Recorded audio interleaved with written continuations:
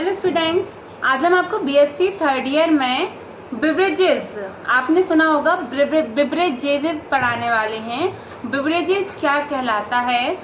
Beverage की spelling है BEVERAGES।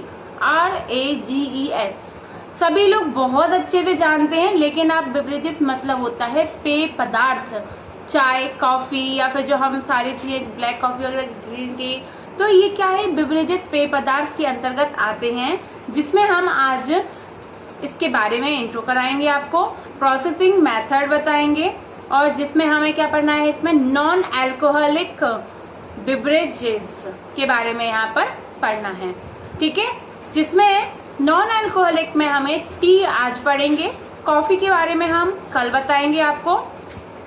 आजकल पेय पदार्थ बहुत यूज किए जाते हैं और जिसमें ताजगी इंसानों को महसूस होती है, क्योंकि इनमें क्या होता है, दोनों प्रकार से हम इनको एक लिक्विड फॉर्म में या गर्म या ठंडे रूप से भी इस्तेमाल कर सकते हैं।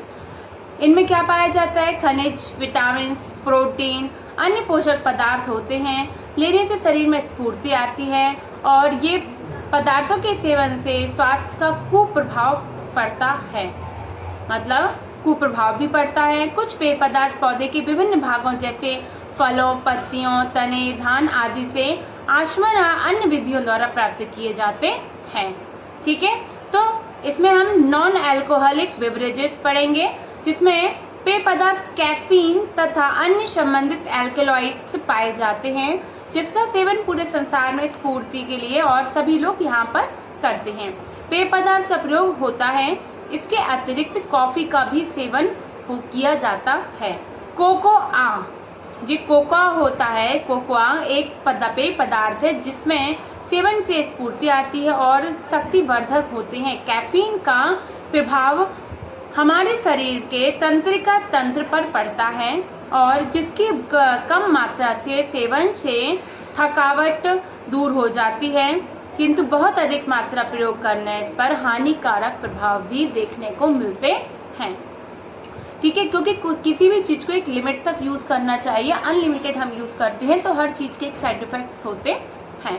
ठीक है, तो हम बात करते हैं टी। तो टी में सबसे पहले इसका बॉटनिकल नेम क्या है, तो सबसे आप नोट कर लीजिए, बॉटनिकल नेम क्या है? Camellia sinensis. कैमेलिया सिनेंसिस इसका बॉटनिकल नेम होता है टी का, चाय का। ठीक है, और ये फैमिली थिएसी फैमिली के अंतर्गत इसको रखा गया है। कौन सी फैमिली? थिएसी फैमिली के अंतर्गत इसको रखा गया है। ठीक है, और अब लगभग सैनुंग ने चाय की पत्तियों में सत्व में पाए जाने वाले स्फूर्तिदायक गुण को खोज की थी। किसने? सैनुंग ने। ठीक है, अतः चाय का प्रथम बार प्रयोग औषधि के रूप में किया गया था।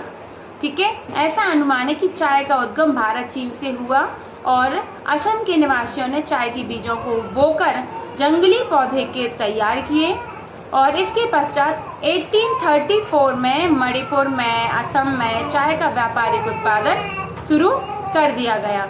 ठीक है, चीन में चाय पीने का रिवाज 5वीं शताब्दी में प्रारंभ हुआ था और बुद्ध साधुओं ने इन सब ने स्टार्ट किया था।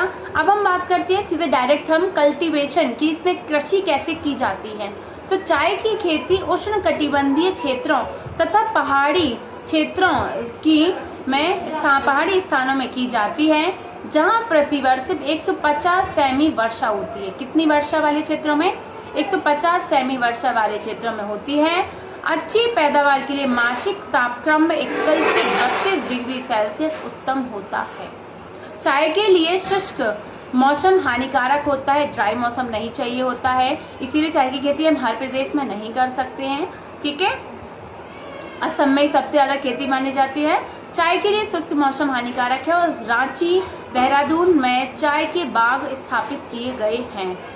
चाय की झाड़ियां सुचारू रूप से पानी बहने वाली गहरी अम्लीय मिट्टी, पीएच जिसका कितना होना चाहिए अम्लीय मिट्टी का? 4.0 या 6.0 तक पीएच मान होना चाहिए। ह्यूमस में उगती है ये। चाय के पौधे लेग्यूमिनस वृक्षों की छाया में तेजी से साथ वृद्धि करते हैं। पौधों को अधिक नाइट्रोजन तथा वायु विद्युतकों की आवश्यकता होती है। ठीक है, वायु की तेजी के साथ इसमें वृद्धि होती है। इसमें लेग्यूमिनस कुल के पौधे जो वृक्ष होते हैं उनकी छाया में उगते हैं। चाय के बीजों को पहले पौध घर में बोया जाता है। जब शिशु पौधे 30 सेमी की ऊंचाई वाले हो जाते हैं तब शिशु पौधे 30 सेमी की ऊंचाई के बाद उन्हें खेतों में पौधे की समय समय पर छटाई करते रहना चाहिए, बोया जाता है। ट्रांसप्लांट, सीधी सी बात है, ये ट्रांसप्लांट होते हैं, इनको 30 सेमी के बाद इन्हें बो दिया जाता है खेतों में। और ये झाड़ी नुमा चटाई के समान चटाई करने इनकी छटाई भी की जाती है, झाड़ी नुमा पौधे बन जाते हैं। चाय उद्योग में पौधे की तुड़ाई बहुत उपयोगी है। 3-4 साल बाद पौधे में तुड़ाई शुरू की जाती है। पौधे शिशु कोमल शाखाएं अर्थात शीर्षक कलिका तथा इसके नीचे वाली दूसरी व तीसरी पत्तियां तथा डंठल तोड़े जाते हैं। कितने, एक बार फिर से सुनिए। 3-4 साल बाद पौधे की तुड़ाई शुरू होगी और फिर शिशु कोमल शाखाएं अर्थात तीसरी पत्तियां डंठल तोड़े जाते हैं। प्राय चाय की दूसरी तीसरी पत्तियां तोड़ ली जाती हैं। चाय की पत्तियों का चुनाव स्त्रियों द्वारा किया जाता है और यह तोड़ी गई पत्तियों को अपनी टोकरी में रखी जाती है। क्लियर है, समझ में आ रहा है आपको? अर्थात इस प्रकार से इसका हम कल्टीवेशन कृषि कर सकते हैं। ये मेथड मैंने बता दी, पीएच मान बता दिए, ह्यूमरस होना चाहिए, रेन होना चाहिए, ठीक है। मासिक तापक्रम कितना होना चाहिए? 21 से 32 डिग्री सेल्सियस होना चाहिए। अब हम बात करते हैं आर्थिक महत्व। इनका आर्थिक महत्व, क्योंकि आपसे देखिए कॉफी का बॉटनिकल नेम या फैमिली पूछ सकते हैं या इसका कल्टीवेशन पूछ सकते हैं पेपर में, या आर्थिक महत्व के से भी पूछा जाता है कि बेवरेजेस, कुछ बेवरेजेस के नाम, बॉटनिकल नेम या एवं उनका आर्थिक महत्व बताइए, तो आप बता सकते हैं, ठीक है। सभी जानते हैं कि चाय की पत्तियां हरे रंग की होती हैं तथा चाय के पौधे पर गुलाबी रंग के पुष्प लगते हैं। जब पौधे तैयार हो जाते हैं तब चाय की पत्तियां तथा शिशु शाखाएं तोड़कर उन्हें धूप या छाया में सुखाया जाता है।